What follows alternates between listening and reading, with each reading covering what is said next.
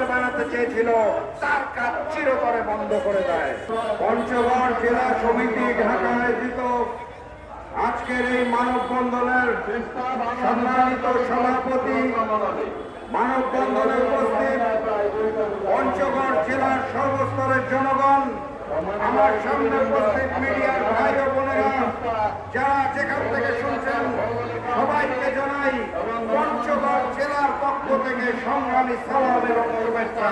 আসসালামু আলাইকুম। আপনারা যারা ঢাকায় বসবাস করেন তারা অনুভব করতে পারবেন না 12 লক্ষ মানুষের বসবাস পঞ্চগড় জেলায়। একটা মানুষ অসুস্থ হলে শুধুমাত্র প্রাথমিক চিকিৎসা দেওয়া হয়, ওখানে আর কোনো চিকিৎসার ব্যবস্থা নাই।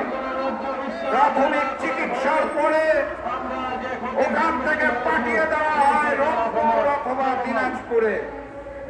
প্রতিমধ্যে অ্যাম্বুলেন্সে থাকা অবস্থায় একজন নয়, দুজন নয়, প্রতিদিন, প্রতিনিয়ত, প্রতি মাসে, প্রতি বছরে পঞ্চগড়ের মানুষ পরের চিকিৎসা নিতে যাওয়ার পথে রাস্তার মধ্যে মৃত্যুবরণ করে।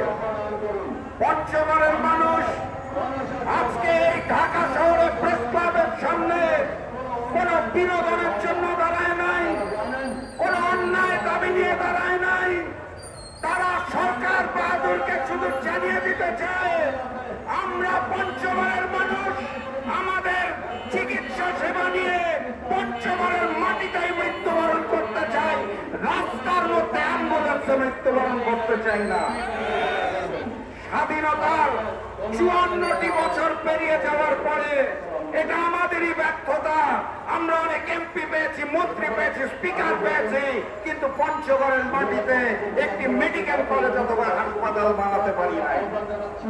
অত্যন্ত দুঃখের সাথে পরিলক্ষিত হয় এই ঢাকা শহর থেকে জেলা হিসাবে সবচেয়ে দূরের জেলা পঞ্চগড়। এই কারণেই সম্ভবত বাংলাদেশের ইতিহাসে কোন সরকার বাহাদুরের কানে ওই পঞ্চগড়ের মানুষের আত্মনাদ ঠিক মতো পৌঁছায় নাই। পঞ্চগড়ের মানুষ চিকিৎসা সেবার দাবি নিয়ে দাঁড়িয়েছে।